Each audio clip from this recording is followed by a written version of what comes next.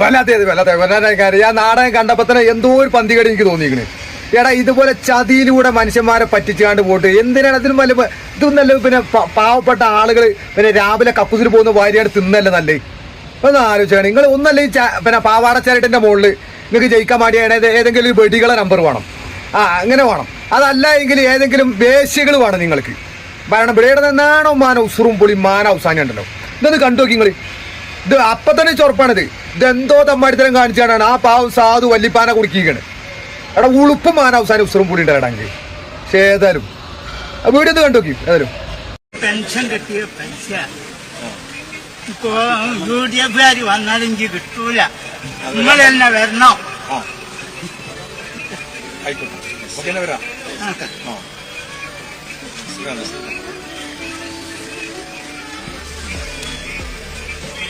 ഒരു കാര്യം മാസം വാങ്ങിയായിട്ട് കൂട്ടിക്കോട്ടോ.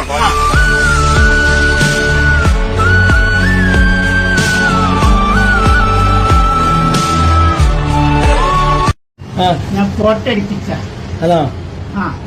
അപ്പൊ മഹബൂബും വേറുള്ള ആൾക്കാരൊക്കെ പറഞ്ഞു നിങ്ങൾ ഞങ്ങൾക്ക് മുപ്പരേക്ക് കൊടുക്കാനില്ല. കഴിഞ്ഞിട്ട് കൊടുത്തിട്ട് ഇപ്പൊ നിങ്ങൾക്ക് ഞങ്ങളോട് തിരിച്ചു തരും. അത് അങ്ങനെ ചെയ്തതാ. എന്തൊക്കെ അവലാതിയാണ് കേൾക്കുന്നത്.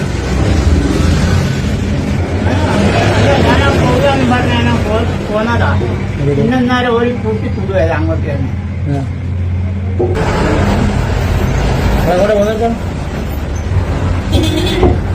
ഇയാളല്ലേ ഈ വർഷം കഴിച്ചു.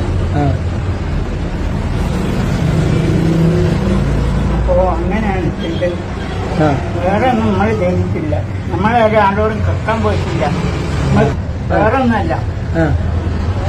എനിക്ക് തിരുമ്പന്ന് വയ്ക്കാനില്ല, കർമ്മന്ന് വയ്ക്കാനില്ല, ഒന്നുമില്ല.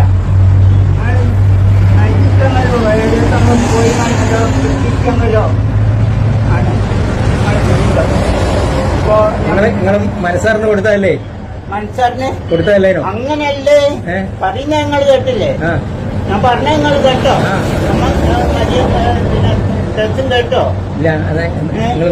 ഞാൻ പെൻഷന് ഓരോരോ നേതാക്കന്മാരൊക്കെ എത്തും, പിണറായിന്റെ എത്തിയെത്തും, വേറെ എല്ലാവരും എത്തിയെത്തും. പെൻഷൻ കിട്ടിയിട്ട് മുപ്പരെത്തുന്ന ഫോട്ടോ എടുക്കുന്നില്ല. അങ്ങനെ ഇന്ന് കളിക്കുന്നില്ലേ? അതേ മാതിരിയിൽ ഞാൻ സ്റ്റേജിന്മ കയറിയിട്ട് കളിച്ച മുപ്പരെത്തുന്നു. ഞാൻ വേറെയുള്ള നേതാക്കന്മാരെല്ലാം കൂടി പറഞ്ഞ് അയാളെ എതിർത്ത് കൊടുക്കാൻ നിങ്ങൾക്ക് എന്നെ തിരിച്ചു തരുമെന്ന്. ഞാൻ അങ്ങനെ